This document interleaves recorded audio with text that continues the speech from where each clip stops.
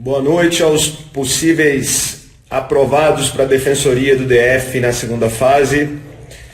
A gente vai fazer agora uma live explicativa acerca do que virá na segunda fase, do que a gente acredita que virá na segunda fase e quais são os planos que o MEG tem para você quando você receber o seu resultado de aprovação para a segunda fase. Aliás, é bom que você já comece agora. Se você tem a expectativa de fazer a segunda fase da Defensoria do DF, porque foi bem nessa prova objetiva, a preparação já deve ser imediata e é nesse ponto que nós vamos buscar ajudar com esse vídeo. Então a pergunta foi feita se a gente vai voltar com os vídeos do YouTube. Vamos voltar, muita gente pedindo. Então a gente pretende voltar em breve com esses vídeos. E veja, nós vamos traçar aqui algumas diretrizes sobre o que será o curso do MEG na segunda fase e trabalhar também algumas dicas para que você tenha uma excelente nota na segunda fase. Essa é a ideia dessa live. Você deve estar acompanhando o olho na vaga e provavelmente a nota de corte deve ficar em torno de 115, é a expectativa. Então, se você tirou em torno disso, é bem provável que você esteja na segunda fase. Pode ser que 1 ponto a menos, 2 pontos a menos, também permita que você vá para a segunda fase. Aí vai ter que esperar o resultado. Mas aqueles que tiraram a partir de 115 em diante, esses têm uma chance bem forte de irem para a segunda fase. É o que se acredita nesse momento. Então, um abraço para todo mundo que está nessa expectativa. A gente agora vai começar com algumas questões importantes. Primeiramente, falando do que se espera nessa segunda fase, notadamente na parte de direito penal e processo penal.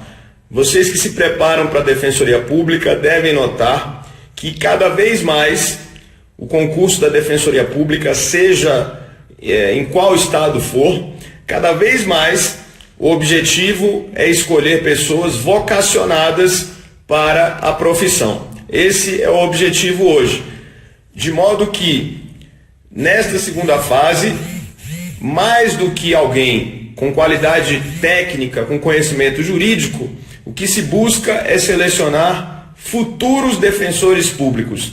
É o que será o foco da banca examinadora do CESP e SEBRASP nessa segunda fase. Queremos pessoas vocacionadas para o exercício da função. E isso não se limita a ter conhecimento jurídico, conhecimento técnico, mas é importante conhecer muito bem as posições institucionais.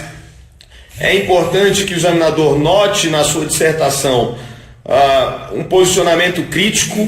Isso também é de extrema relevância na segunda fase da defensoria. Os entendimentos tradicionais nem sempre serão aqueles que você vai adotar. Aliás, a regra, inclusive, é não adotar entendimentos tradicionais nas provas discursivas. Então, esse é o objetivo. Vamos então trabalhar aqui com o que será o curso MEG na segunda fase da Defensoria Pública.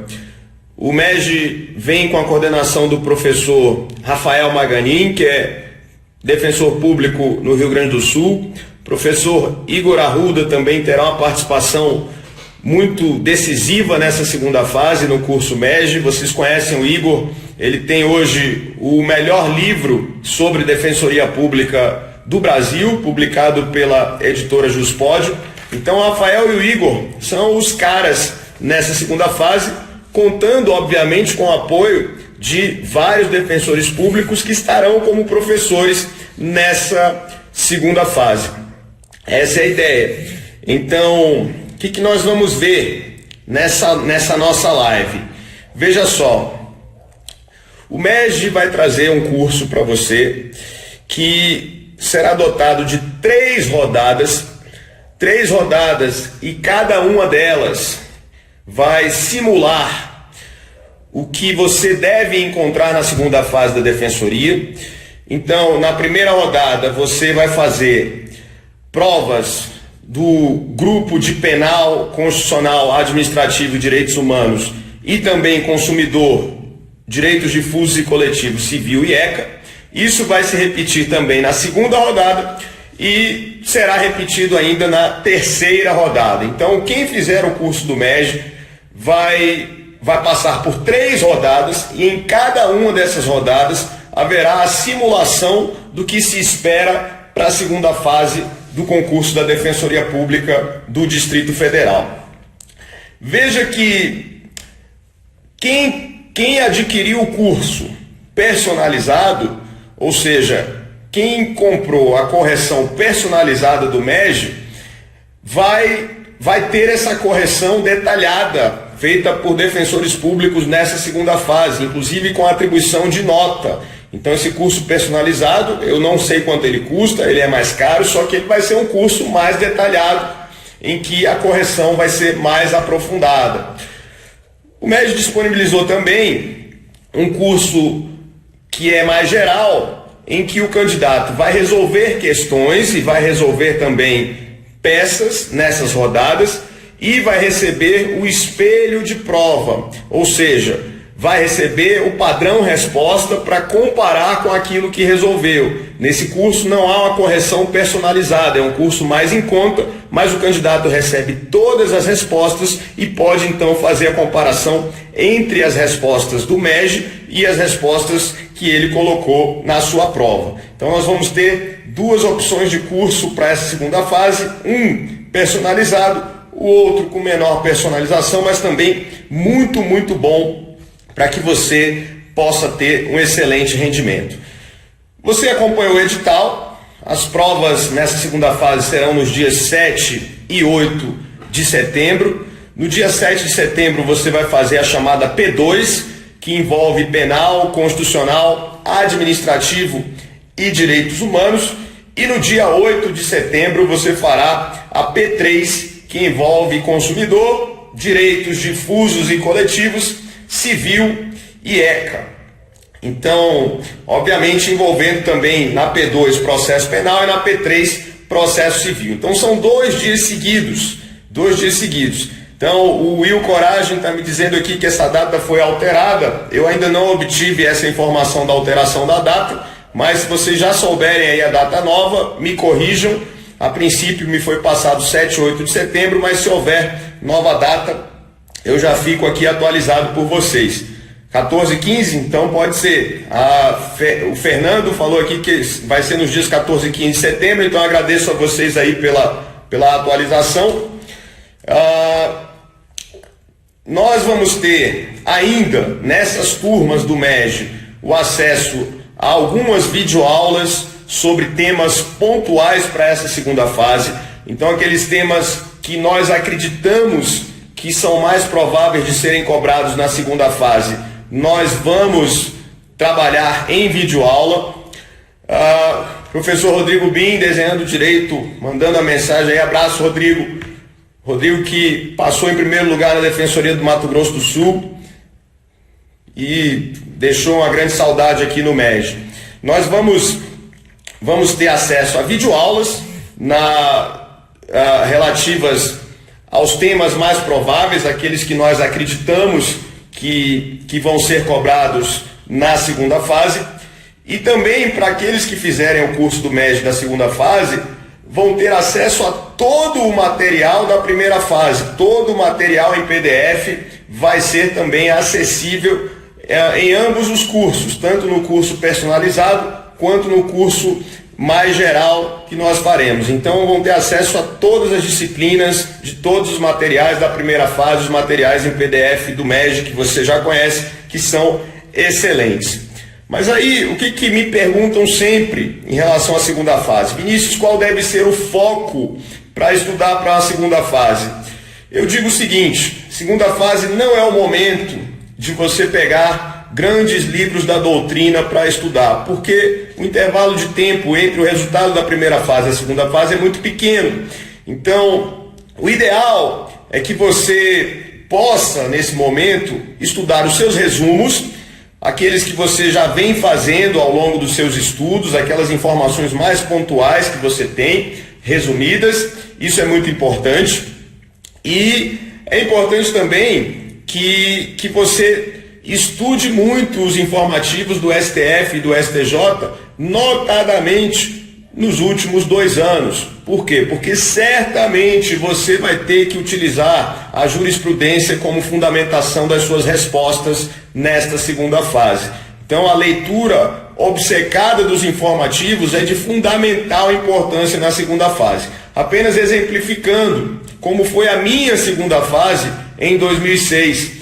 Numa questão de direito administrativo, eu respondi basicamente com o que eu tinha lido num dos votos de um dos ministros, do ministro Celso de Mello, em uma questão sobre responsabilidade civil do Estado. Então, na seção de transcrições do informativo estava o voto do ministro Celso de Mello. Eu li aquele voto e muita coisa que estava no voto dele, que foi o voto condutor da decisão, eu escrevi na minha dissertação, e isso gerou uma nota quase máxima nessa questão de direito administrativo, que elevou muito a minha pontuação na segunda fase. Sejam sempre obcecados pela leitura dos informativos do STF e do STJ. E eu digo ainda o seguinte: em relação a penal e processo penal, é de extrema relevância que você conheça a jurisprudência do STF e do STJ. Isso é óbvio. Agora, isso não significa que necessariamente a sua resposta na segunda fase será de acordo com a jurisprudência do STF e do STJ. Lembre-se que é uma seleção para defensores públicos, é um concurso que escolhe defensores públicos, o que significa que, mesmo que a jurisprudência do STF ou do STJ esteja consolidada num determinado sentido, não se acanhe em colocar no papel uma posição diferente daquilo que pensa o STF ou do que pensa o STJ, se aquela posição é mais favorável ao réu. Não siga necessariamente o que diz o STF ou o que diz o STJ acerca de determinado assunto.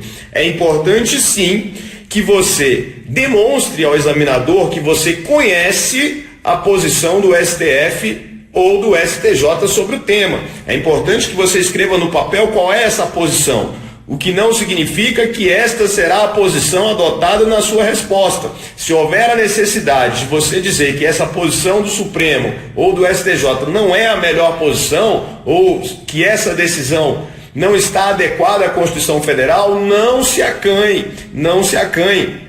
E você é livre para ter uma posição diversa da posição dominante na jurisprudência. Então, por exemplo, o Supremo tem uma súmula, que é a súmula 610, que vai dizer que no caso de morte consumada e subtração tentada, que o latrocínio é consumado. Você vai dizer na sua prova que essa súmula viola o princípio da legalidade. Obviamente, você vai criticar uma posição do Supremo Tribunal Federal, demonstrando ao examinador que você conhece a súmula, porém adota uma posição diferente de acordo com o princípio da legalidade que está na Constituição. Então, só para que vocês consolidem isso que eu estou dizendo aqui, uma coisa muito importante.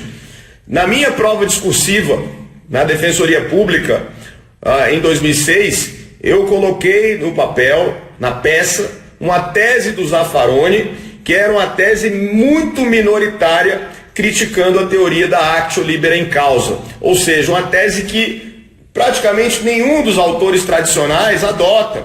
Os autores tradicionais vão explicar a questão da embriaguez no direito penal de acordo com a teoria da actio libera in causa, que é duramente criticada por Zaffaroni. E aí o que nós fizemos na nossa prova? Usamos esta crítica feita por Zaffaroni, a teoria da actio libera in causa, para pedir a absolvição sumária do acusado no procedimento do júri na nossa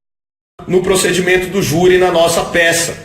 Essa posição extremamente minoritária foi determinante para que eu conseguisse a nota máxima na peça quando eu fiz a prova em 2006. Uma posição extremamente minoritária, quase não mencionada pelos autores tradicionais e que me permitiu tirar uma nota muito alta para ir mais tranquilo para a prova oral. Não se acanhe, portanto, em adotar entendimentos diferentes daqueles tradicionais quando você fizer a prova da Defensoria Pública.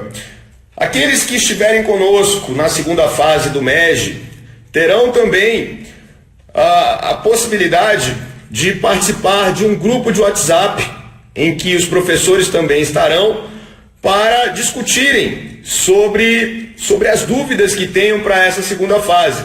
Então é muito importante essa discussão entre os candidatos, tirando dúvida entre si, porque dessa forma a gente consegue elucidar muita coisa. Então, teremos um grupo de WhatsApp na segunda fase, teremos acesso também, vocês terão acesso aos MEGcasts, que são podcasts elaborados por professores do MEG, com pontos específicos que sejam prováveis para a segunda fase.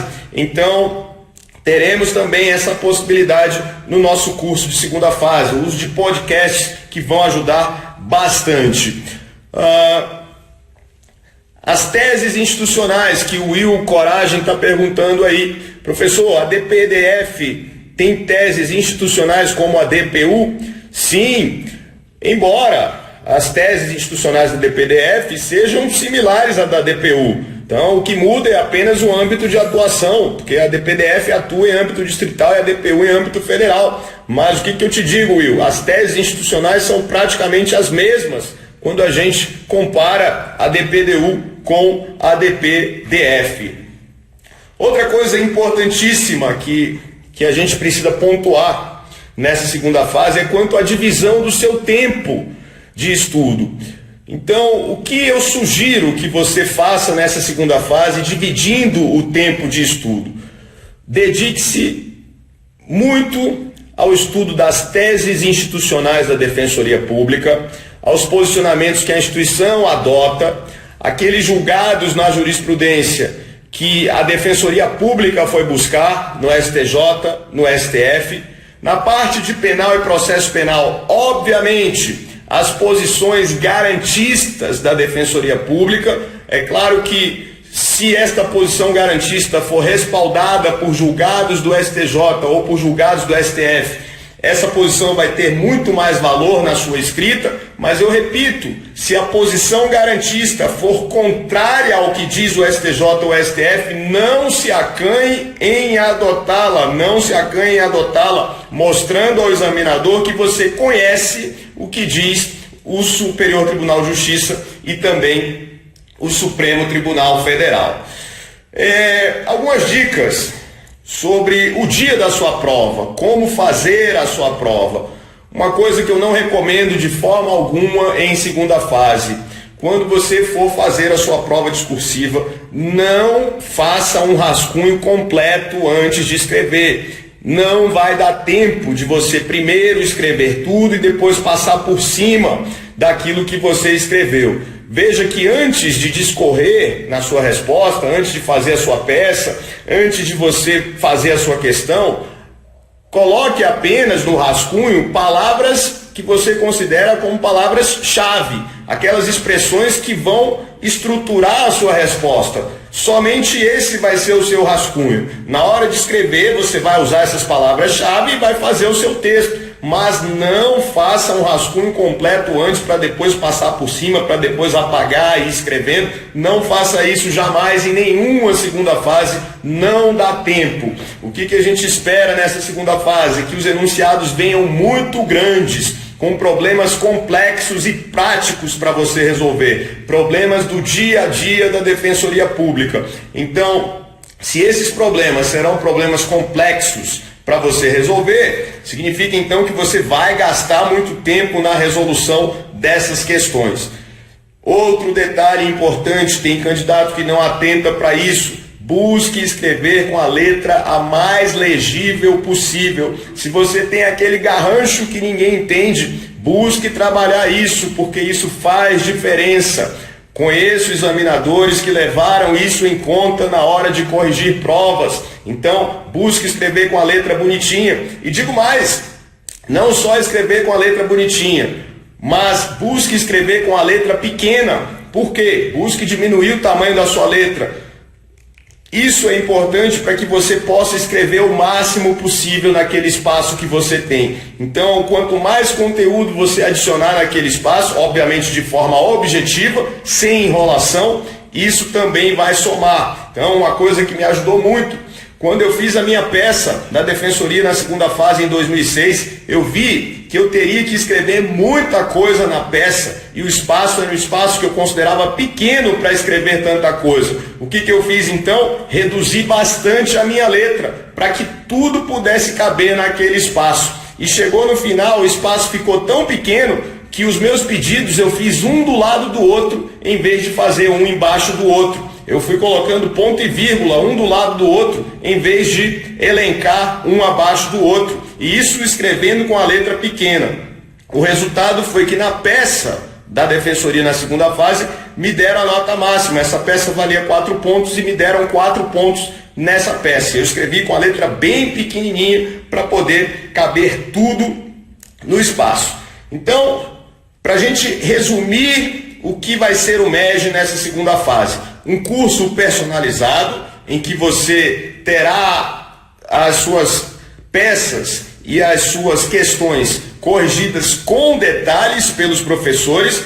Isso vai ser uma das opções na segunda fase, com 3 rodadas. Então nós teremos 3 rodadas simulando aquilo que provavelmente será cobrado na prova. Os professores de extrema experiência estarão nessa segunda fase. Professor Alexandre Gianni, que é um papa da Defensoria Pública. Professor Igor Arruda, tem o melhor livro de Defensoria Pública do Brasil. Rafael Maganin, que é coordenador do MEG, que tem exercido um trabalho excepcional à frente das turmas de Defensoria Pública. Então, 3 rodadas simulando aquilo que você vai encontrar. Se você preferir fazer um curso mais em conta, teremos também o espelho de prova que vai ser enviado para você com o padrão resposta, para que você compare aquilo que você escreveu com aquilo que os professores do MEG sugerem como resposta, para que você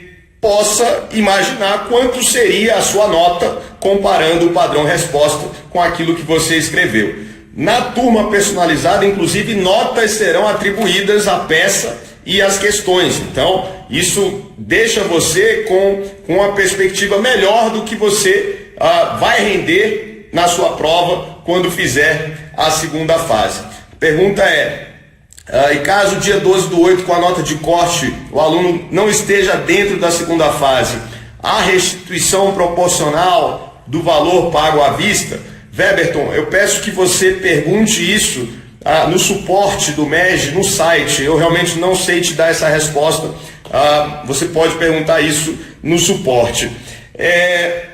Algumas pessoas têm me perguntado sobre a realidade da carreira da Defensoria Pública do DF hoje. Professor, quantas pessoas efetivamente vão chamar nesse concurso? Qual é o salário líquido inicial de um defensor público do DF? O defensor público do DF, ele tem 60 dias de férias? Quais são aí as vantagens de ser defensor no DF? O que eu posso dizer para você hoje sobre as perspectivas para que isso sirva de inspiração para você estudar para essa segunda fase?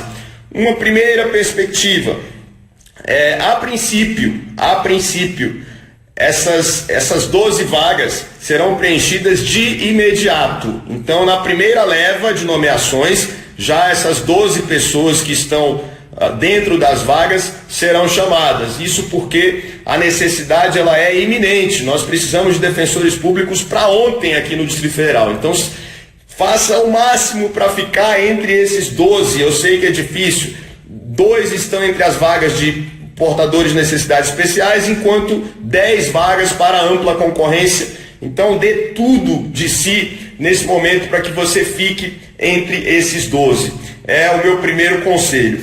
Vinícius, tem perspectiva de chamar mais pessoas do que isso? Nos 2 concursos anteriores, um número muito maior do que o que estava previsto no edital foi o número de convocações, um número muito maior. Em ambos os concursos nós tivemos mais de 100 convocações. Agora, para esse concurso de agora, nesse momento, o número de vagas que há na instituição é de 12 vagas. É possível que haja chamada de mais pessoas do que 12? Sim, nós temos perspectiva de ampliação do quadro de defensores públicos na Câmara Legislativa do Distrito Federal. Essa é uma possibilidade, além daquelas aposentadorias ou pessoas que optam por outras carreiras, coisa que normalmente acontece. Então, eventualmente, por aposentadoria ou por alguém que optou por uma outra carreira, eventualmente nós vamos tendo convocações, além da possibilidade de ampliação do quadro de vagas na Câmara Legislativa do Distrito Federal. Então, temos sim perspectiva de chamar mais de 12, porém, no momento inicial, faça de tudo o que você puder, dê o melhor de si nessa preparação para ficar entre esses 12, porque essa vai ser a leva imediata. Depois desses 12, nós vamos ter aí que brigar por nomeações. Essa é a nossa realidade. Então, qual vade-mecum o senhor recomenda? Enfim, aquele que tenha menos doutrina nesse momento, aquele que tenha foco na jurisprudência. E se for o vade-mecum da lei seca, para você ir para a prova, eu levei o da Saraiva, aquele penal 3 em 1 e civil 3 em 1, que tem a lei especial e também os códigos. Foi o que eu levei para a minha segunda fase. Agora, pode ser que você tenha algum da sua preferência.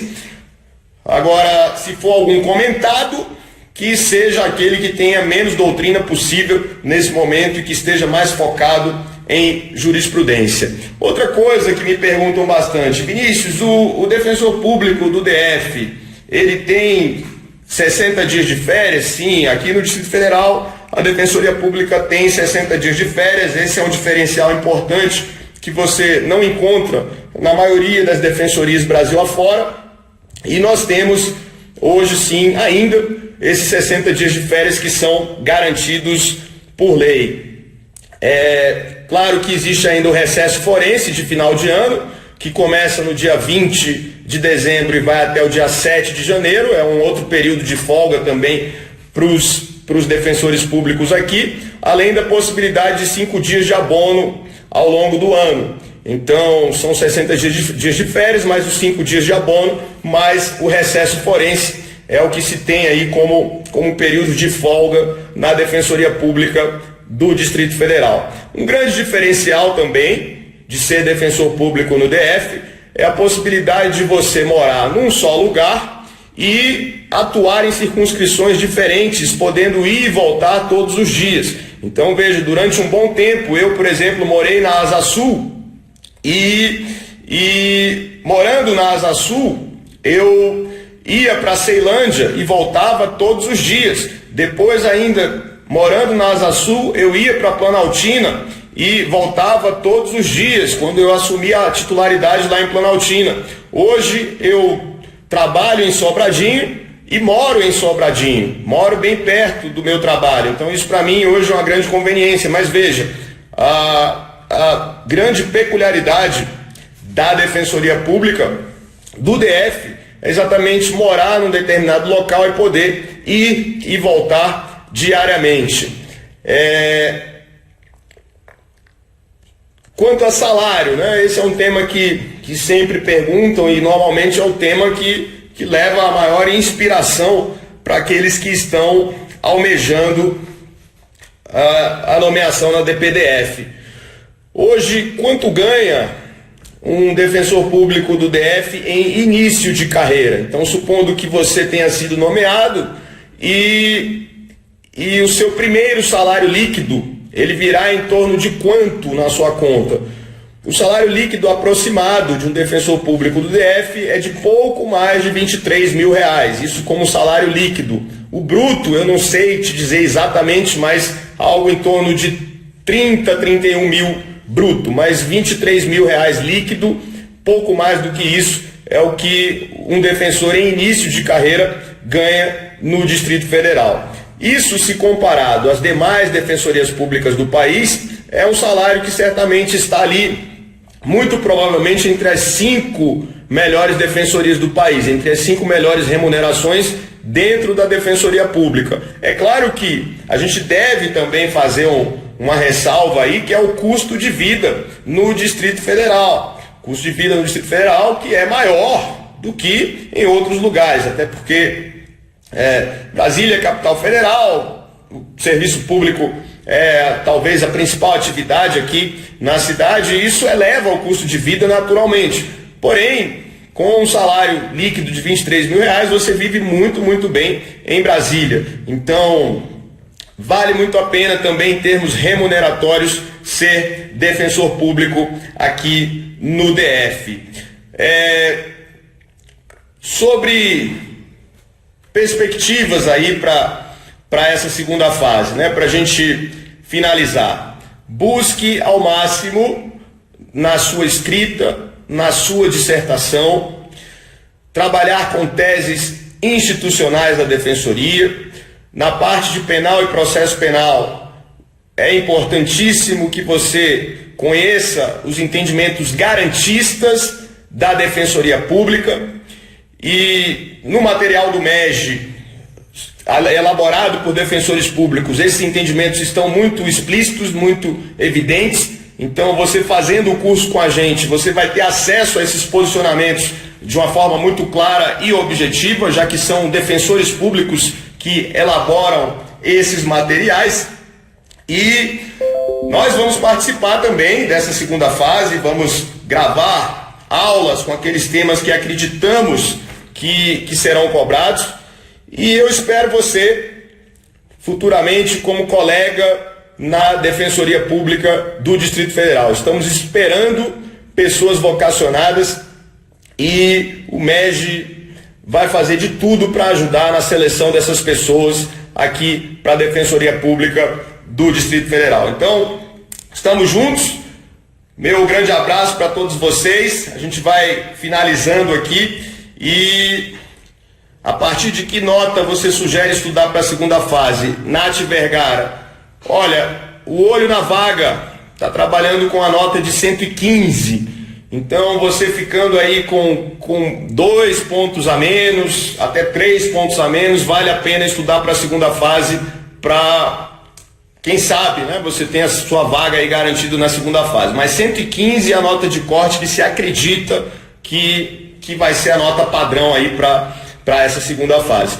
No mais, estou à disposição aí no que vocês precisarem, pelo Insta, precisando, mande alguma mensagem, no que eu puder ajudar para que você obtenha o seu sonho de ser defensor público, eu vou ajudar. Então, um dia eu também tive esse sonho, também estive na expectativa, eu também queria saber qual era a nota de corte, e hoje eu estou aqui como defensor público 10 anos depois, falando para você e desejando o maior sucesso possível, especialmente aqueles que estarão conosco na segunda fase. Então, espero você na segunda fase da DPDF do MEG, e vou me despedindo. Qualquer dúvida a mais, estamos no Instagram para responder suas perguntas. Obrigado, pessoal. Boa noite para todo mundo.